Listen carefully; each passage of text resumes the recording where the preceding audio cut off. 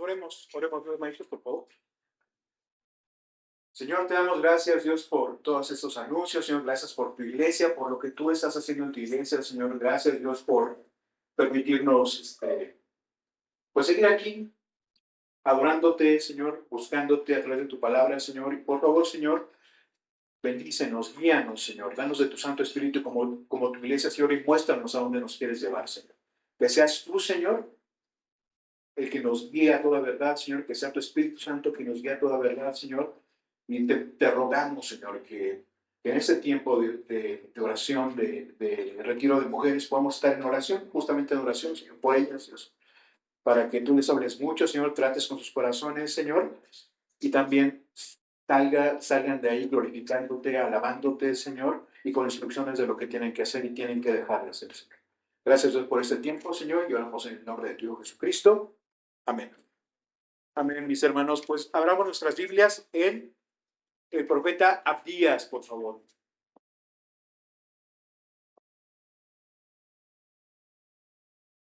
Vamos. Yo creo que les va a costar un poco de trabajo encontrar este profeta porque, ¿qué creen? Nada más tiene un capítulo. Entonces, yo creo que si buscan Salmos, pues luego, ¿no? Ahí habrá. Pero Abdías sí está un poco complicado. Y bueno, seguimos estudiando los profetas menores, ¿no? Y hoy, con la ayuda del Señor, vamos a comenzar y vamos a terminar también el libro de Abdías. Es un libro súper cortito. Y bueno, Abdías, de hecho, es el libro más corto de todo el Antiguo Testamento. O sea que ahí se las dejo nada más, ¿no? Entonces, vamos a orar, ¿no? Vamos a orar para comenzar. Señor, por favor, llénanos de tu Santo Espíritu para entender lo que tú quieras que entendamos, Señor, y poder llevar esta palabra, Señor, a la práctica, a nuestra vida, Señor. Por favor, trata con nuestros corazones y ponemos este tiempo en el nombre de Jesús. Amén. ¿Quién escribió el libro de Abdías? Pues la respuesta corta es Abdías. ¿Y quién era Abdías, no? Pues en realidad no tenemos mucha información acerca de este profeta. La Biblia no nos menciona más que su nombre. Y ¿saben? Creo que Abdías quería mantener como su perfil bajo, ¿no? Como que para Abdías lo que importa es el mensaje que lleva de parte de Dios y no él mismo.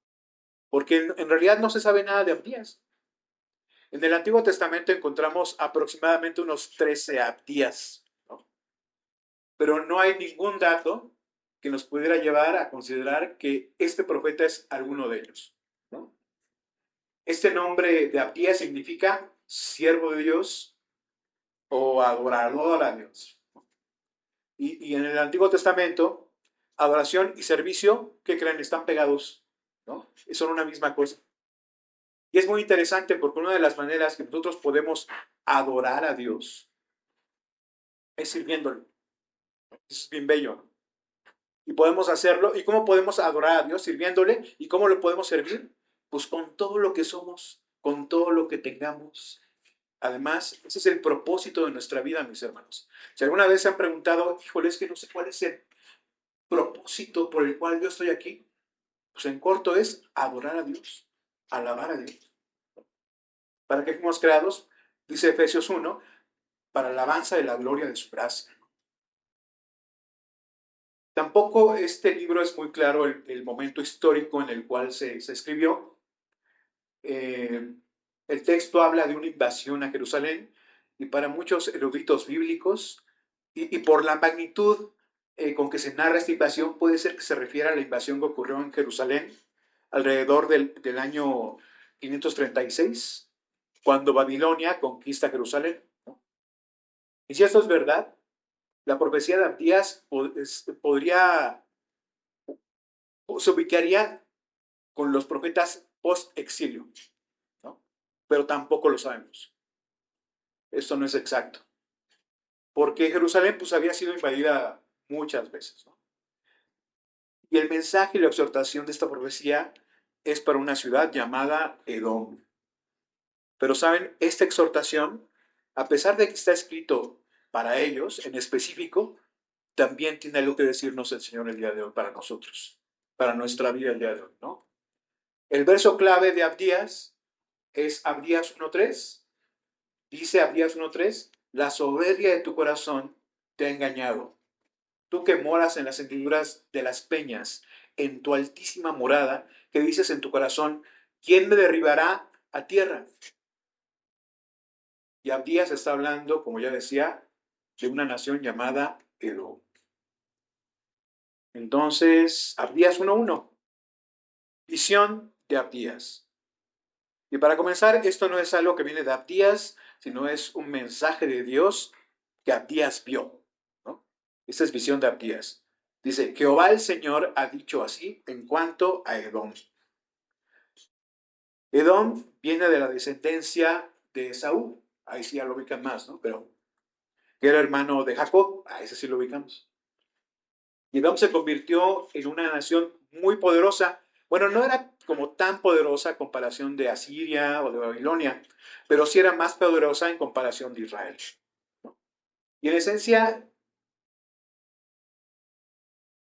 creo que la esencia de esta profecía es básicamente la enemistad que hay entre los edomitas y los israelitas, ¿no? Entre dos hermanos, entre Jacob y entre Esaú. Y tristemente, mis hermanos, es algo súper común hoy en día. Porque muchas veces los peores pleitos vienen de nuestra propia familia.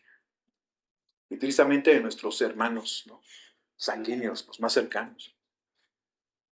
Y claro que es bien doloroso cuando alguien te traiciona, o es cruel contigo, o es desleal contigo. Pero cuando alguien de tu familia, de tu propia familia, te traiciona, ¿cómo duele? Si tú estás en esta situación donde tienes problemas de cualquier tipo, ¿no? Con algún familiar, ya sea que tú eres el agredido, o ya sea que también tú eres el que estás agrediendo, Dios tiene algo para ti esta noche. Entonces, prestemos atención. Y esta profecía cierra de una vez por todas la tensión que había entre Jacob y Esaú, ¿no? Que es bien chistoso porque esta tensión inició, pues no cuando estaban chiquitos, ¿no? No cuando eran adolescentes, ¿no? Que es cuando los hermanos ahí se ponen más punks, ¿no? Sino que esta tensión inició desde el vientre de su mamá, ¿no? Ella literalmente al sentir esta enemistad entre sus hijos, desde su vientre, dice, ¿para qué quiero la vida? O sea, imagínense, ¿no? Y consulta a Jehová y Dios le dice algo súper revelador. Pero para que lo leamos todos juntos, ¿qué les parece si vamos por favor a Génesis 25? Que es ahí donde comienza toda esta historia. Génesis 25, desde el versículo 21. Génesis 25, desde el versículo 21. Y dice la palabra de Dios.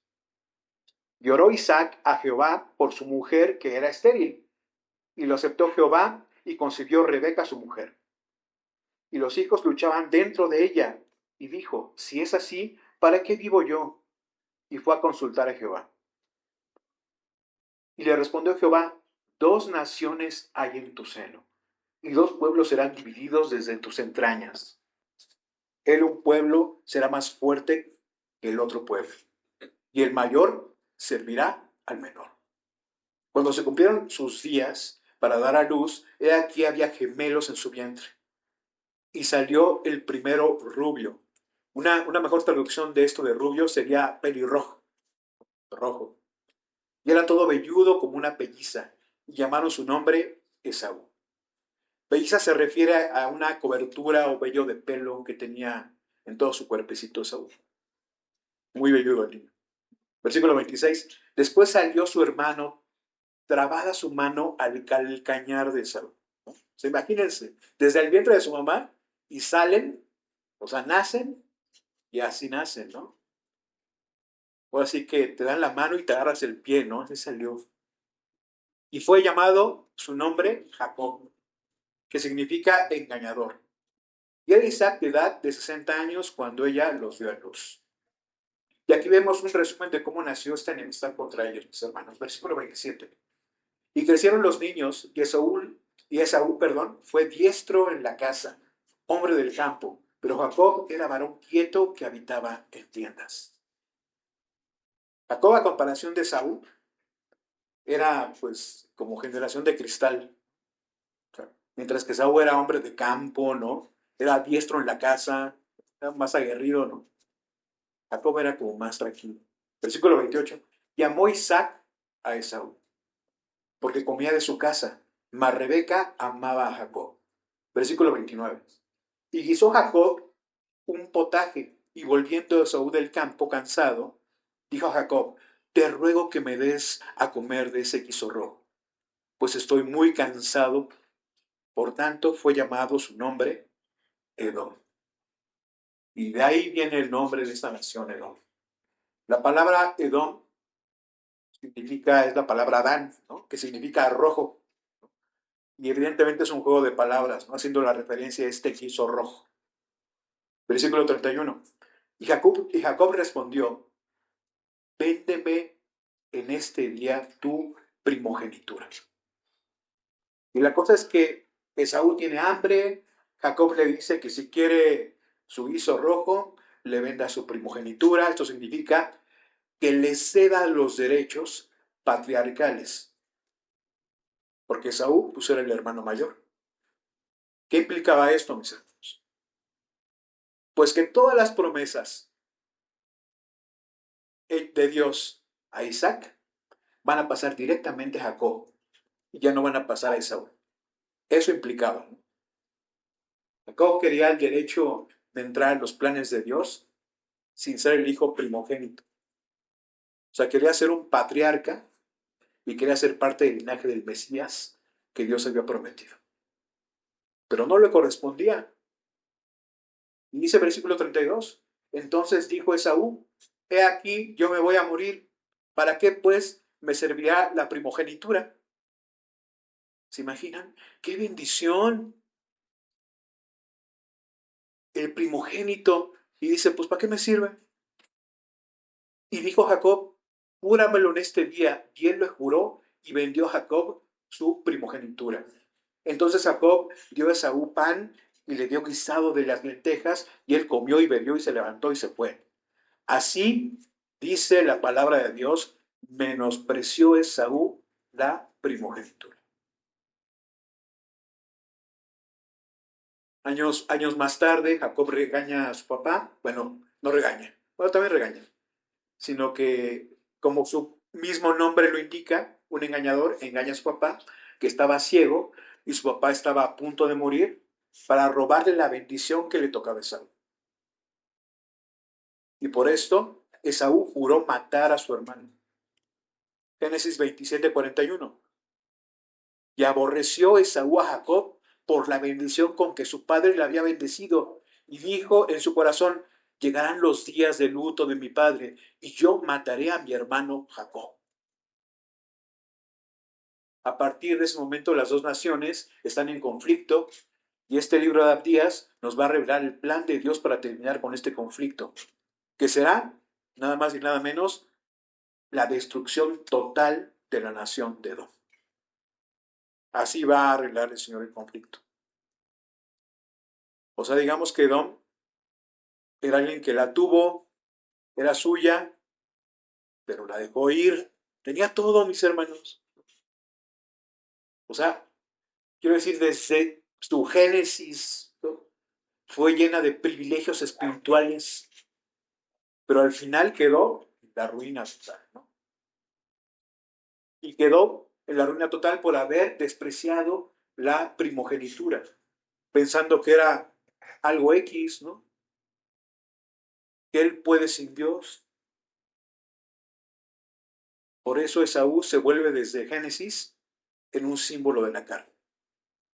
Y Edom también lo vemos en la Biblia como un símbolo de la carne, de personas que valoran más lo temporal, de personas que valoran más lo momentáneo, de personas que prefieren más un plato de lentejas que las riquezas espirituales que tienen en Cristo.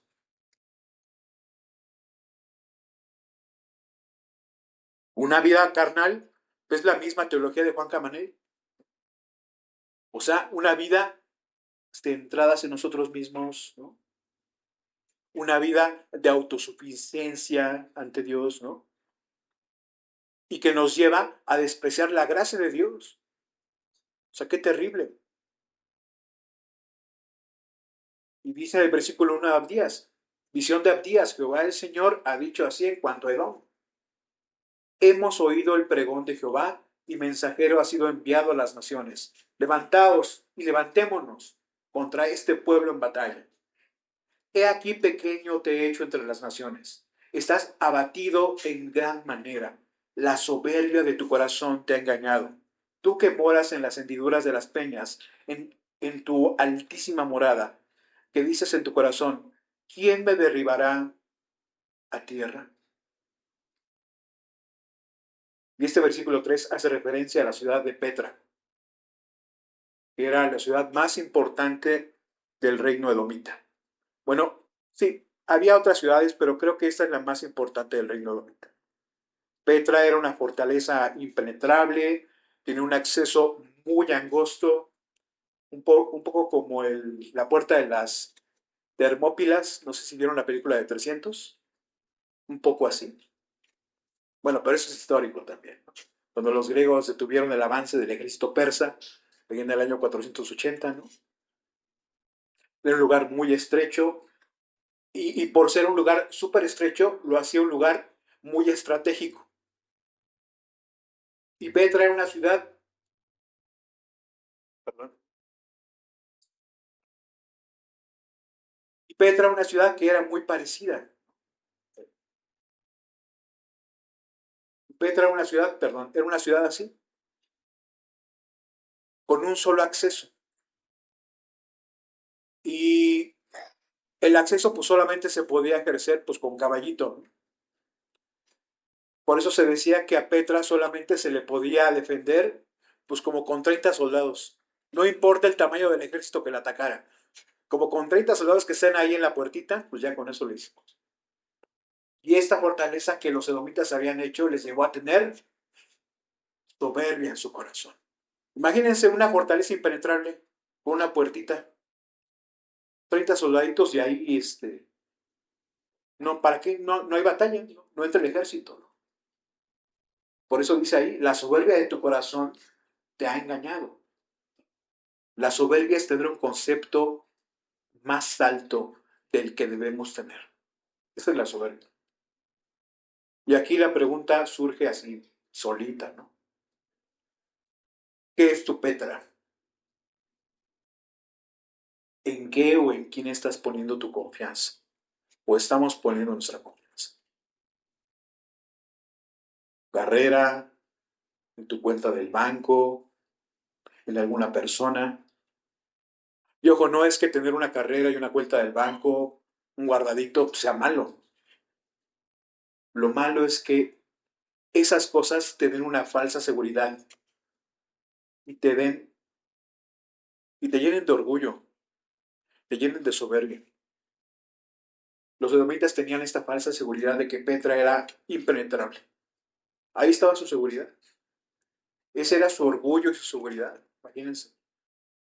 Ellos pensaban que nadie ni nada los iba a derribar. Y eso, pues yo creo que los hacía dormir tranquilos en la noche. Pensando, pues ¿sabes qué?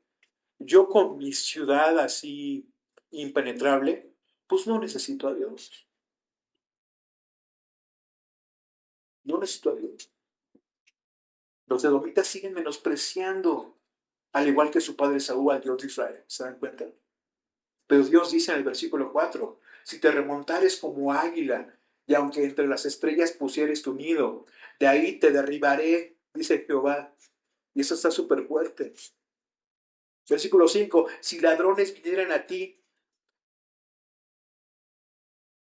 si ladrones vinieran a ti, o robadores de noche, como ha sido destruido, ¿no hurtarían lo que les bastase? O sea, si un ladrón te roba, Edom, ten la seguridad, dice Dios, de que te va a robar todo. No va a tener piedad, no va a dejar nada, ¿no? Y esto quiere decir con destrucción, con la destrucción que vendría sobre Edom. Iba a ser esta destrucción tremenda, iba a ser implacable, iba a ser total. Dice, si entraran a ti envidiadores, no dejarían algún rebusco. Como fueron escudriñadas las casas, las cosas de Saúl, sus tesoros escondidos fueron buscados. Escudriñar es examinar hasta lo más profundo. O sea, estos vendimiadores buscaron los tesoros de Edom en todos lados, debajo de los colchones, en cada cojín, hasta en el frasco del azúcar. Todos lados buscaron.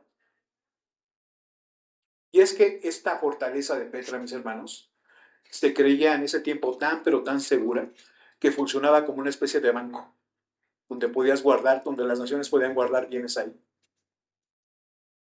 Cuando los arqueólogos comienzan y redescubren esta fortaleza de Petra, en el año de 1828, ¿saben qué se encontró de riquezas? Nada. O sea, que esta fortaleza impenetrable, pues no era. La ciudad fue literalmente saqueada y se cumplió como siempre se cumple la palabra de Dios. Lo dice el Jehová. Versículo 7. Todos tus aliados te han engañado. Hasta los confines te hicieron llegar. Los que estaban en paz contigo prevalecieron contra ti. Los que comían tu pan pusieron lazo debajo de ti. No hay en ello entendimiento.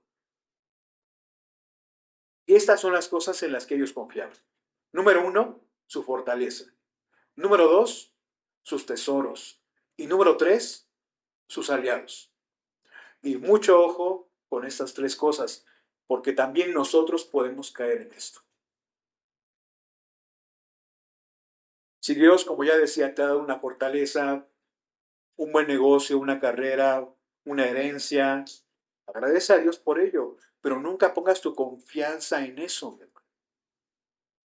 Hablando de dinero, creo que es lo que más fácilmente se puede convertir en un ídolo para nosotros. Ya sea que tengas o que no tengas, da igual. Pensamos en el dinero como un fin, ¿no? Como algo, sí, como el fin principal de todo. Tenemos que recordar que nosotros somos administradores de los recursos de Dios, que nada es nuestro. Todo nos ha sido dado. ¿De qué nos jactamos? Además, la palabra nos advierte que tengamos cuidado con el amor al dinero. Y dice ahí en 1 Timoteo 6:10 que este amor al dinero es la raíz de todos los males. Tengamos cuidado. Y los aliados, me habla de que debemos tener cuidado en poner nuestra confianza en cualquier persona, pues, déjeme decirlo así, influyente, cualquier persona con recursos, con palancas. Además, también esto me habla de cuando nosotros mismos pues, sacamos la charola, ¿no? Enseñamos nuestras credenciales con el objetivo de sentirnos superior a los demás. Eso no debe ser así. Los edomitas tenían su confianza en estas cosas. Y ¿saben qué? Esto todo se acabó. No quedó nada. ¿Por qué? Porque así lo dijo Jehová. Versículo 8. No haré que perezcan en aquel día, dice Jehová, los sabios de Edom y la prudencia del monte de Saúl. Versículo 9. Y tus valientes, oh Temán, Temán era una de las ciudades que les hacía, una de las ciudades principales de Edom, junto con Morra.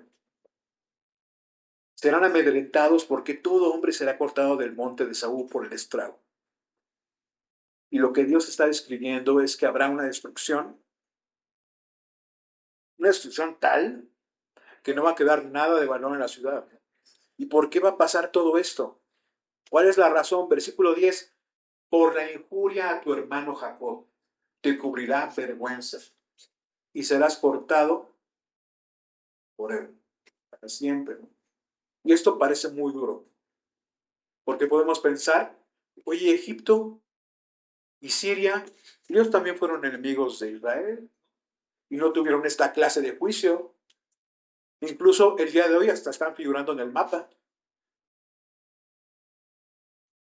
Pero el detalle es que Edom era hermana de Israel. Esta nación estaba cerca de la revelación de Dios. Sabían y por tanto tenían más responsabilidad de responder al plan de Dios. Y acá aplica esto, de que al que mucho se le da, mucho se le demandará. Lucas 12:48. Versículo 11.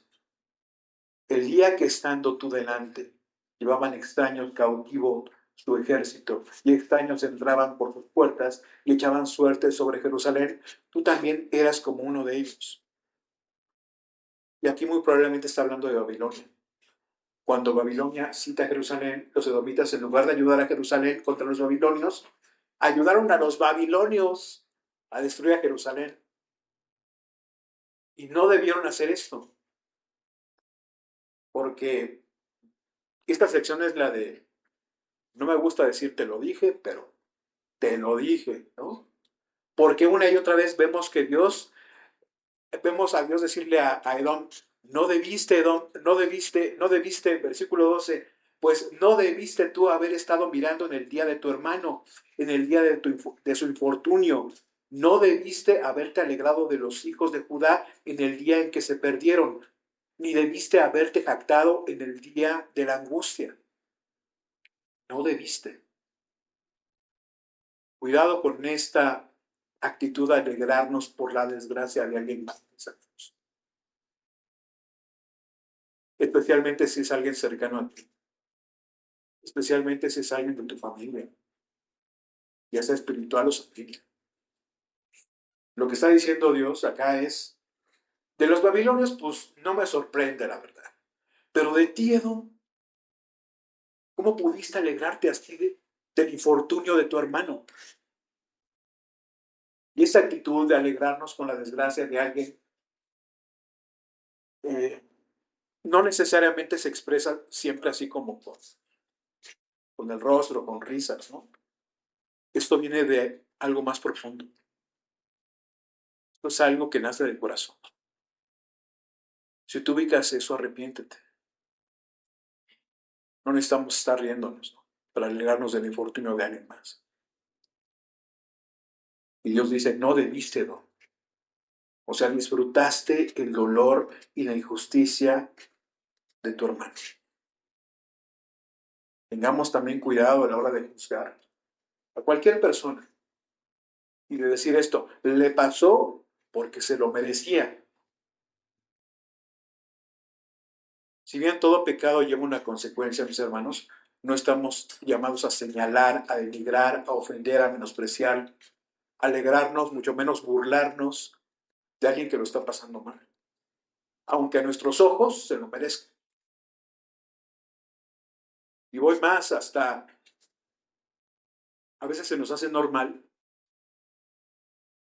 burlarnos de las cosas que les pasan, ¿no? O los infortunios que les pasan a las personas en reels, en memes, ¿no?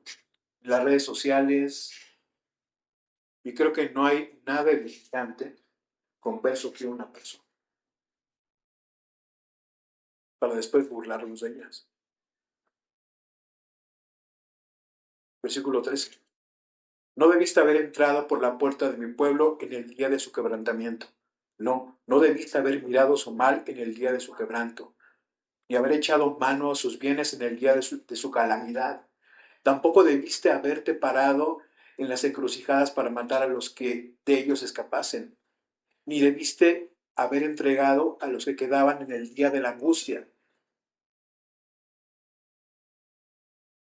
Y de ver a alguien que está pasando un mal momento y de que no te importe y hasta de alegrarte de su desgracia, a comenzar siendo tú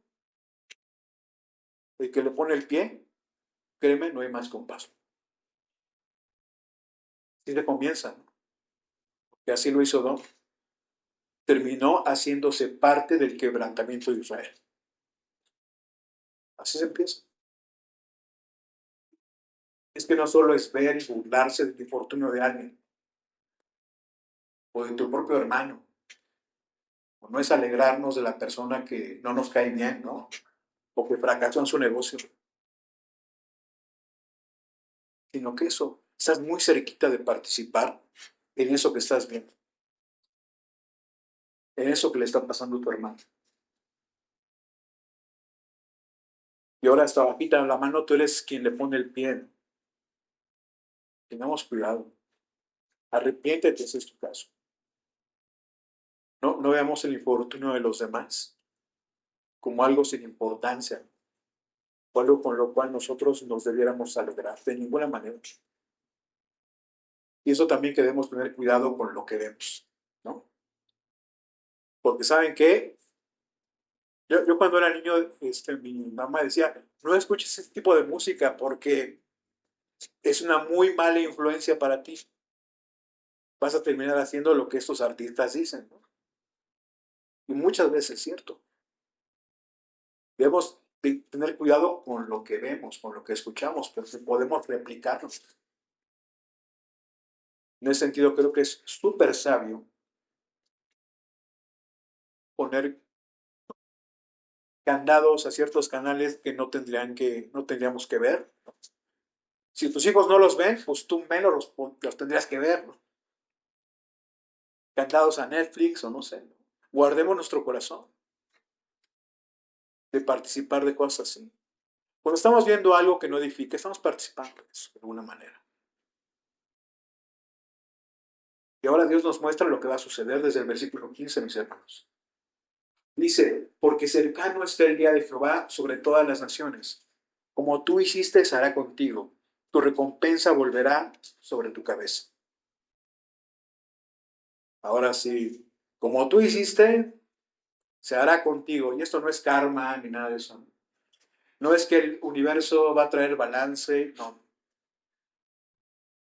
Sino que hay una persona con perfecta justicia que tiene designado un día para administrar esa perfecta justicia. Esta persona es Dios, al cual todos los hombres algún día le daremos cuentas.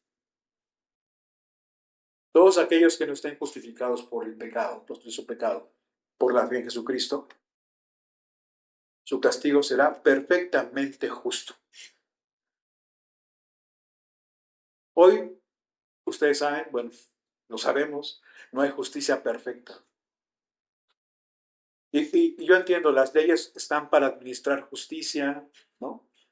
Y en lo posible, pues reparar el daño, ¿no? Pero ¿cómo se podría, con toda justicia, reparar el daño de una herida profunda, ¿no?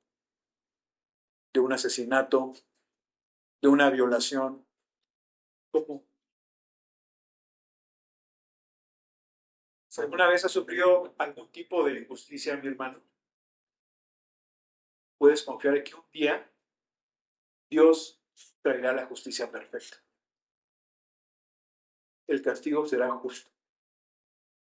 Y además el Señor va a restaurar el daño. Y es lo que Dios le promete al pueblo de Israel. Tú sufriste una crueldad. Tú sufriste una crueldad impresionante a manos de tu propio hermano Esaú. Ahora yo voy a hacer justicia. Y es que imagínate, o sea, te están atacando, ¿no? O sea, te están echando un montón, ¿no? Y de repente ves a tu familiar y dices, uy, increíble, ya me viene a apoyar, ¿no? Y en lugar de apoyarte, se une a tu enemigo. Te traicionan, te entregan. O sea, qué terrible, qué terrible. Versículo 16. De la manera que vosotros lo visteis en mi santo monte, o sea, con esta frase está expresando Dios que los sodomitas acabaron con el pueblo de Israel. Beberán continuamente todas las naciones, beberán y engullirán y serán como si no hubieran sido. Tremendo. Edom, déjame decirlo así, Edom no cayó de sopetón, sino que su caída fue paulatina. Su caída fue de poco a poco. Y Dios lo llevó a su decadencia hasta, como dice el versículo 2, ser hechos pequeños. Y Dios promete ahora sí, restauración a Israel. Versículo 17. Mas en el monte de Sión habrá un remanente que se salve y será santo, y la casa de Jacob recuperará sus posesiones. La casa de Jacob será fuego, y la casa de José será llama, y la casa de Saúl estopa, y los quemarán y los consumirán, y aún el resto quedará de la casa de Saúl, porque Jehová lo ha dicho. Y esto se cumplió totalmente. El día de hoy no vemos a ningún edomita en la faz de la tierra. No hay. Versículo 19. Y los del Negev poseerán el monte de Saúl, y los de Cefela a los de los filisteos. A los filisteos poseerán también los campos de Efraín y los campos de Samaria, y Benjamín a Galad, y los cautivos de este ejército de los hijos de Israel, o sea, los israelitas que fueron llevados cautivos a Babilonia, poseerán lo de los cananeos hasta Sarepta, y los cautivos de Jerusalén que estén en Separad poseerán las ciudades del Negev y subirán salvadores al monte de Sión. Lo que está diciendo es que cada miembro del pueblo de Dios tendrá la capacidad de ser usado por Dios para traer salvación a su pueblo. Y dice ahí, para juzgar al monte de Saúl, y el reino será de Jehová. Justicia perfecta. En ese momento va a haber justicia perfecta, cuando venga el reino de Dios. Pero ¿saben qué? El reino de Dios está ahorita, aquí, en nosotros. Ya ha venido a nuestros corazones, cuando creímos en Jesucristo. ¿Y qué vemos con todo esto, mis hermanos? Creo que el punto central de todo esto, de esta profecía, de este libro de Abdías, es que debemos tener cuidado con el orgullo y la soberbia.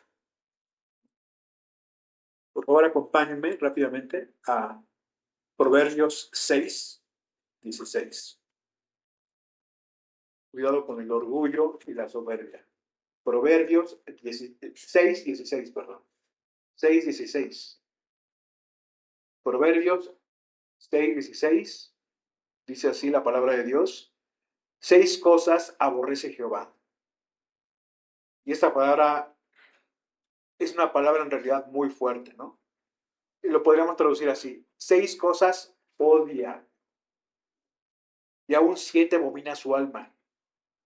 Los ojos altivos, la lengua mentirosa, las manos derramadoras de sangre inocente, el corazón que maquina pensamientos inicuos, los pies presurosos para correr al mal, el testigo falso que habla mentiras y el que siembra discordia entre hermanos. Todas estas cosas las hizo el hombre. Pero ¿cómo comenzó? ¿Cuál está en el top 1? Que odia a Dios. Que leemos en Proverbios 6. Los ojos altivos. Ojos altivos.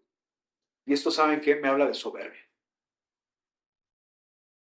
Tengamos cuidado con esta actitud de autosuficiencia, ¿no? Que nos hace orgullosos. Porque eso, ¿saben? Eso nos hace insensibles al dolor de los demás. Porque nada importa, nada más yo. Y eso nos puede llevar a cometer los mismos pecados que cometió Saúl. Y digo, si estamos batallando con la soberbia, estamos batallando con el orgullo, como Esaú. Primera de Pedro 5:6. No me gusta manejar la Biblia como recetas, pero aquí está. Si estás batallando con la soberbia, Primera de Pedro 5:6. Ahora sí que nos da la solución. Primera de Pedro 5:6 dice, humillaos pues bajo la poderosa mano de Dios para que Él os exalte cuando fuere el tiempo. Ahí está. ¿Qué es lo que hizo Esaú? Pues se exaltó a sí mismo, ¿no? No importa que Dios no me haya dado su bendición, ¿no? Nosotros vamos a echarle ganas, vamos a construir una super fortaleza, va a ser la mejor, ¿no? Soberbia. Mejor que la bendición de Jehová, pues Petra. Pero Pedro les dice, no, Esaú, esto es el mundo al revés. Primero tienes que humillarte ante la poderosa mano de Dios y Él te exaltará cuando sea tiempo. El único antídoto, mis hermanos, contra el orgullo es la humillación. Y se dan cuenta, no es que Dios nos va a humillar, ¿no? Y claro que Dios puede humillar a quien quiera, ¿no? Es bíblico. El punto de Pedro es que nosotros tenemos que decidir humillarnos, ¿no?, ante Dios. Tú mismo tienes que reconocer la necesidad de un corazón humilde. Es lo que necesitamos. O sea, la soberbia no es sentirse pecho alto, no, o sea, es autosuficiencia. Yo no necesito de Dios, yo puedo solo. Te tienes que bajar tú solito del ladrillo de autosuficiencia. Tengamos cuidado también con la falta de empatía al sufrimiento de los demás. Si tú piensas que tienes más derecho que otros de disfrutar lo que otros están disfrutando, aguas, ¿no? Porque eso fue justamente lo que le sucedió a Adán. Yo merecía bendición, pero la menospreciaste, pero yo la merecía. Todo mal. Otra cosa, si tú has sufrido algún tipo de injusticia, si te han defraudado, personas cercanas, incluso tu propia familia, incluso tus propios hermanos, incluso tus propios hijos, incluso tus propios padres. Lo que Dios te llama al día de hoy es hacer lo que dice Pedro, lo que dice Dios, humillarte ante la poderosa mano de Dios. No devuelvas mal por mal, ni maldición por maldición. Esto es tan importante, mis hermanos, que el mismo Señor Jesucristo lo dijo en Mateo 5:23. Por tanto, si traes tu ofrenda al altar y allí te acuerdas de que tu hermano tiene algo contra ti, deja ahí tu ofrenda delante del altar y anda, reconcíliate primero con tu hermano y entonces ven y presenta tu ofrenda. O sea, Dios nunca va a bendecir ninguna acción de nuestra parte para que sigas enemistado con alguien. Ahí no vas a encontrar bendición. Si has sufrido injusticias, si te marcaron no solamente el corazón, sino incluso en lo físico, descansa y pon toda tu esperanza en el día en que el reino sea de Jehová. Cuando el Señor regrese, que haya una justicia perfecta y te dé una retribución. Vamos a orar, Señor. Vamos. Señor, te damos gracias, Señor, porque nuestra vida no está oculta para ti, Señor. Tú conoces nuestras batallas, Señor, conoces nuestras tentaciones, Señor, nuestras pruebas, nuestros sufrimientos, y nada de eso te es indiferente, Señor. Te damos gracias, Señor, por hablarnos así de claro acerca del peligro de traicionar a la gente que está cerca de nosotros, Señor. Te pedimos esta noche, Dios, como semillas Xochimilco, Señor, que nos des un corazón humilde, Señor. Que no permitas que nos enfrasquemos, Señor, en enemistades, Señor, que puedan durar toda nuestra vida, Señor. Líbranos, por favor, de aferrarnos a lo que nosotros pensamos que nos merecemos. Gracias, Señor, por la esperanza y la consolación que tenemos de ti, Señor. Por favor, ayúdanos a humillarnos delante de ti, Señor. Te damos gracias por tus palabras, Señor. Te doy gracias por la vida de cada uno de mis hermanos, Señor. Y permítele, Señor, por favor, poner manos a la obra con lo que tú les has hablado el día de hoy, Señor. Para que no solamente sean oidores, ¿no?, sino hacedores de la palabra, Señor. Te damos gracias por este día, en el nombre de Jesús.